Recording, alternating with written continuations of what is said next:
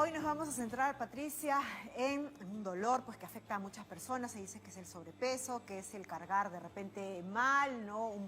Puede ser un objeto muy pesado, puede ser incluso también producto de la degeneración. Hay tantos motivos, Patricia, por el cual hablamos de las hernias discales. Sí, y va a ser importante que todos podamos entender un poquito de qué se trata esto. Fundamentalmente tenemos las dos vértebras y entre los dos huesos tenemos una especie de almohadita. Amortiguadores, ¿no? Son como amortiguadores, que es un anillo y tiene una parte en el centro que es más blandita. Cuando por alguna razón ese anillo se raja o se pone medio blandengue, esa parte blanda del centro sale hacia un costado y a eso se le llama una hernia discal. Puede no causar dolor, causa dolor el dolor en el momento que comienza a presionar un nervio. Y lo vamos a ver mejor seguramente más adelante y vamos a discutir. Entonces pueden haber hernias discales que no causan dolor, ¿ok? Y pueden haber algunas que causan dolor, adormecimientos, por ejemplo, de brazos o piernas. Y vamos a discutir también por qué a veces se produce, cómo se puede hacer para prevenirlo y cuál podría ser el tratamiento. Y es interesante saber justamente eso, ¿no? El tema de los tratamientos, cuándo, ¿no? Una hernia discal, ¿no? Va a poder de alguna manera ser tratado con rehabilitación y cuándo es imprescindible una intervención quirúrgica. Ahí está, y como de lo que se trata es pues hacer prevención. Vamos a empezar ya de arranque con sus consultas. Recuerda, hay 3 teléfonos que están habilitados para que usted pueda preguntarle directamente al especialista: 619-0774, 619-0776 y 619-0777. Si usted no quiere llamar directamente por teléfono y quiere mandar igual su consulta, puede hacerlo a través de las redes sociales. Les recordamos que el momento o la hora para hacer las consultas y entre en vivo es 4 de la tarde. Así que ahí están los enlaces para que usted envíe rápidamente su consulta. Damos la bienvenida a nuestros especialistas. Se trata del doctor Carlos Álvarez Peña. Él es neurocirujano principal de la Clínica Álvarez. Y también está con nosotros el doctor Alejandro Calvo Molina, médico neurólogo, jefe del Servicio de Neurología Vascular del Hospital Nacional Edgardo Rebagliati. Con ambos, muchísimas gracias por participar con nosotros. Hay una primera consulta ya. Sí. ¿Cómo estás, Víctor? ¿Cuál es tu consulta? Hola, ¿qué tal? ¿Cómo están? Muy buenas tardes. Gracias por la oportunidad. Principalmente quisiera saber si la diferencia primordial entre una hernia discal y una hernia lumbar, ya, y aparte de que yo tengo dolores muy intensos en la espalda baja, tal vez sea por el trabajo que desempeño o por la vida sedentaria también que estoy llevando. El detalle es que por más de que tomo los analgésicos o relajantes musculares, el dolor se prolonga hasta el día siguiente. Me recomendaron como remedio casero que haga un rollo con la toalla y me ponga en la espalda baja. O tal vez me podrían indicar o ayudar con otro tipo de ayuda casera. De acuerdo, vamos a ver cómo te puede orientar el doctor Calvo. Entonces, una de las primeras cosas, él quería saber qué diferencia había entre una hernia discal y una hernia lumbar. Entonces, vamos para que le aclare, doctor. Y segundo, tiene un dolor casi crónico ya en la espalda baja, parado, y quiere saber qué podría hacer. Los analgésicos no le funcionan. Doctor Calvo, bienvenido. Bueno, primero, muchas gracias por la invitación. Hablar de una hernia discal es algo general, ¿no? Puede estar en cualquier parte de la columna. Decir hernia lumbar ya especifica la región donde está ubicada la hernia, en este caso lumbar. Como ya dijo el doctor Álvarez, también puede haber hernias cervicales o dorsales, ¿no? Entonces, ese término se refiere más a la ubicación de la hernia. Ahora, respecto al síntoma de la persona que nos ha llamado, en realidad es muy importante justamente considerar el síntoma del paciente como el punto de partida para poder hacer el diagnóstico y poder aliviar la molestia que tiene la persona.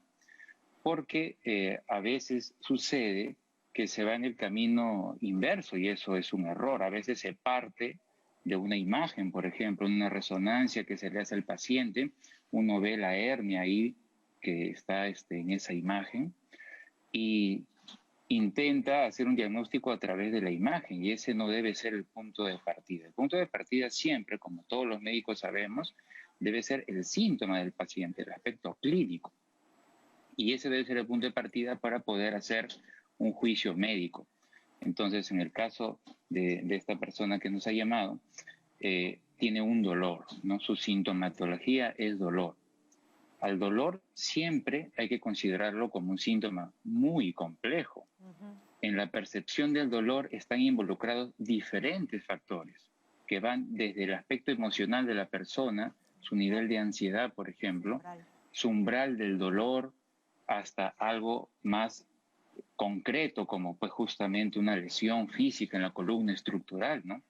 Entonces, cuando uno quiere valorar el dolor de una persona, necesariamente tiene que considerar todos estos aspectos, porque puede tener una orientación inadecuada si no se consideran estos aspectos. Entonces, los dolores lumbares, como es bien sabido, son muy frecuentes. En la población, casi todos hemos tenido en algún momento un dolor en la espalda baja. De todos ellos, ¿cuáles son ocasionados realmente por una lesión estructural como una discopatía, una lesión de disco? La proporción es muy baja. Entonces, hay algunas características que tiene el paciente desde el punto de vista de sus síntomas que ya nos orientan, nos sugieren, nos direccionan en el camino de pensar que ese dolor, esa molestia, es realmente ocasionado por una hernia, y en esos casos habría que considerar la posibilidad de un tratamiento ya más invasivo, como una cirugía. Y como bien dijo el doctor Álvarez, de todas formas, siempre la intención siempre es manejar otros medios antes de la parte quirúrgica. Respecto a esta toalla o algún método casero que se pueda utilizar para manejar el dolor, justamente la idea es ver la posibilidad de dar un tratamiento con medios físicos, ¿no? Es conocido que las hernias, además es bien conocido que los dolores lumbares tienen muchas veces relación con contractura muscular, con inflamación de partes blandas. Y en ese sentido, los medios físicos pueden ayudar. Entonces, una toalla tibia puede relajar al músculo, puede ayudar a bajar la inflamación y ciertamente puede generarle alivio a la persona. Vamos a hacer una pausa, pero vamos a regresar con más de sus consultas. Recuerden, hoy estamos hablando de la hernia discal. Estamos viendo Cuerpo Médico.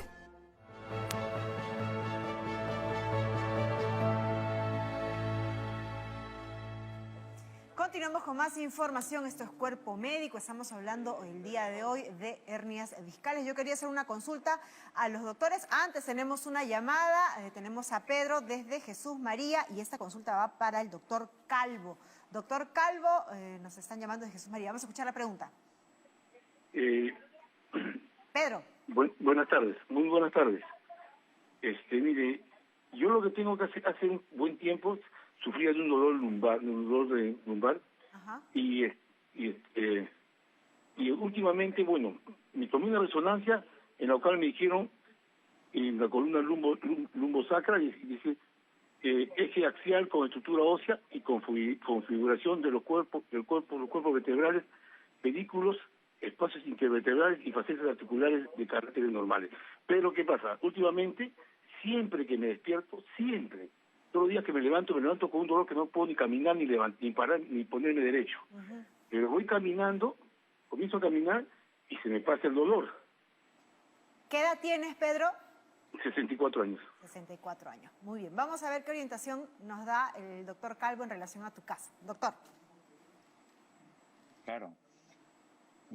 Es la misma idea, ¿no? Siempre los síntomas del paciente se tienen que poner por delante de cualquier otro aspecto de la salud, ¿no? Entonces, hay un examen de resonancia que nos han leído donde aparentemente no hay nada tan serio. Sin embargo, hay un dolor que está presente, ¿no? Es un dolor que aparentemente lo está discapacitando y un poco. Entonces, a veces no es sencillo solamente valerse de métodos clínicos para poder hacer un diagnóstico así muy definido. Y hay que hacer uso de algunas herramientas paraclínicas, algunos exámenes que nos pueden ayudar, aparte de lo que es la evaluación clínica que le hacemos, ¿no? Entonces, algo que suele complementarse con los estudios de resonancia, cuando uno quiere saber si hay alguna discopatía, alguna hernia que está comprimiendo una raíz nerviosa, es un examen que se llama electromiografía. La electromiografía es un examen que evalúa a los nervios y de esa forma uno puede ayudarse a saber si una hernia que uno está viendo en un examen de resonancia está realmente o no comprimiendo la raíz nerviosa y que por lo tanto puede estar contribuyendo al dolor de la persona. Entonces, con esos dos exámenes, con la electromiografía y con la resonancia, uno puede tener, desde luego, en paralelo con los síntomas del paciente, un panorama más claro de por qué tiene la persona el dolor y así poder generarle el tratamiento correspondiente, ¿no? Y hay que entender que muchos dolores que no son por lesiones de las raíces nerviosas pueden tener una distribución parecida. Y eso es así porque los músculos que nosotros tenemos, que nacen en los glúteos, que nacen en la zona lumbar, muchos de esos músculos son músculos largos, que van hasta la altura de la rodilla. Entonces, un dolor por contractura de alguno de esos músculos puede semejarse a un dolor radicular en el sentido que pueden irradiarse a través de la pierna. No todo dolor irradiado necesariamente es por un dolor ocasionado por una lesión de raíz nerviosa.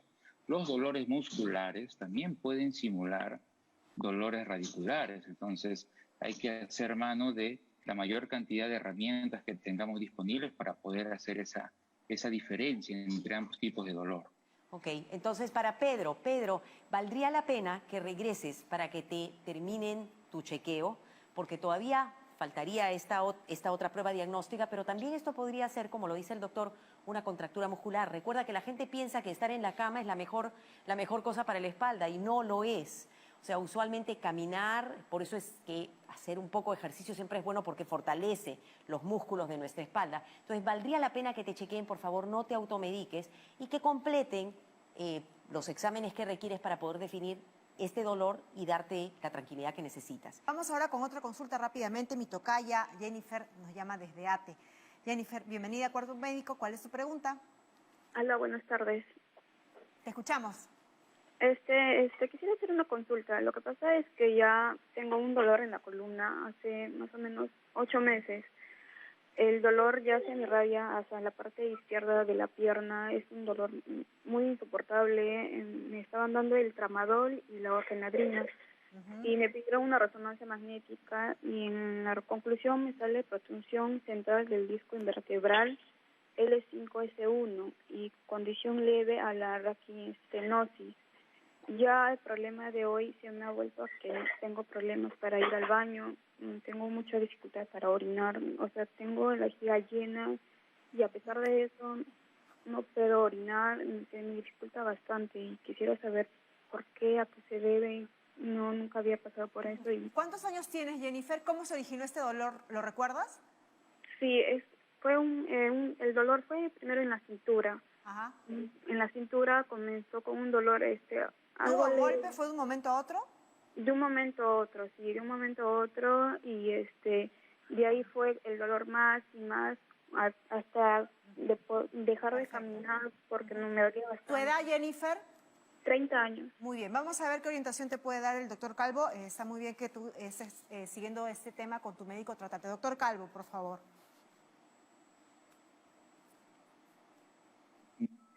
Esta pregunta nos va a ayudar también a poder describir un poco cuáles son los síntomas que nos deberían a nosotros hacer pensar que realmente existe una discopatía, una hernia lumbar, y que puede estar asociándose a una lesión de raíz nerviosa.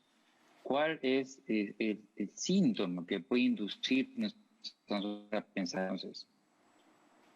Podemos clasificar a los síntomas en dos grandes grupos. Uno son los síntomas dolorosos, el dolor obviamente, y otros son los síntomas no dolorosos que no implican dolor. Respecto al dolor, el dolor ocasionado por una lesión de una raíz nerviosa por una hernia, característicamente es un dolor neuropático. El dolor neuropático tiene algunas cualidades. Primero, que el dolor se asocia generalmente a parestesias, es decir, el adormecimiento, no lo que llamamos adormecimiento. Entonces, además de que hay dolor, hay una sensación como de hormigueo. Y esa sensación de hormigueo puede estar en un lugar incluso distante al área donde hay el dolor fuerte. Entonces, Yo tengo un dolor lumbar, pero al mismo tiempo el dedo gordo de mi pie, por ejemplo, lo siento adormecido.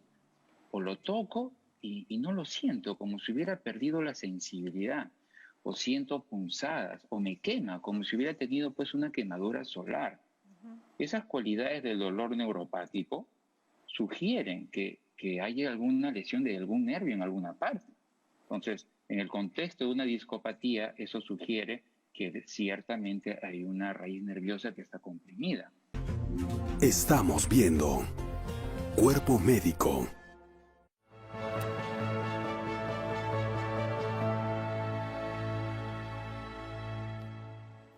Bueno, y ahora estamos con nuestra sección de mitos y vamos a hablar acerca de algunos mitos con respecto a las hernias discales. Comencemos con el primero.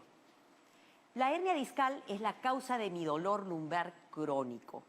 Y esto es, en la mayoría de casos, falso. ¿Por qué razón? Mucha gente piensa que cuando tiene dolor en la espalda, eso ya es porque tiene una hernia en el disco. Ni siquiera muchas veces se entiende qué cosa es el disco. Existen muchísimas razones para poder tener dolores en la espalda. Usualmente pueden doler los músculos, pero también puede haber contractura, puede haber estrés y muchas otras razones. Lo importante es que si uno tiene un dolor de espalda, pueda tratar de chequear primero si se asocia a una posición viciosa que está asumiendo. Las hernias discales, como ya lo hemos hablado, usualmente son un dolor más bien agudo, un dolor de nervio, que además se acompaña con adormecimiento. Una recomendación, por favor no se automediquen. Ya hemos hablado que los antiinflamatorios tienen sus problemas, los analgésicos también. Si el dolor, a pesar de cambiar de posición, si han estado sentados mucho rato, a pesar de estar cambiando de posiciones, se mantiene por más de 2 días, acudan al médico para que los evalúe. No todos los dolores lumbares, por más que tengan mucho tiempo, son hernias. El segundo mito. La hernia discal es para siempre. Y esto es falso. Ya hemos dicho que las hernias discales tienen que ver con que ese amortiguador que está entre las 2 vértebras, que son huesos, ese amortiguador, ese disco, se ablanda por un costado y sale la parte blandita del centro hacia afuera, y cuando pincha el nervio causa dolor. Ahora, muchas veces ese pinchamiento, más bien esa hernia que sale por un costado, con el tratamiento vuelve a regresarse sin necesidad de tener ningún tipo de cirugía. Así que uno puede tener una hernia discal, pero esta se puede resolver. Y el tercer mito. La cirugía es la primera opción ante una hernia discal. Y esto es falso, ya lo han dicho nuestros especialistas. En general, la cirugía se deja para aquellos casos que ya son muy complicados, que tienen otro tipo de circunstancias y como última opción.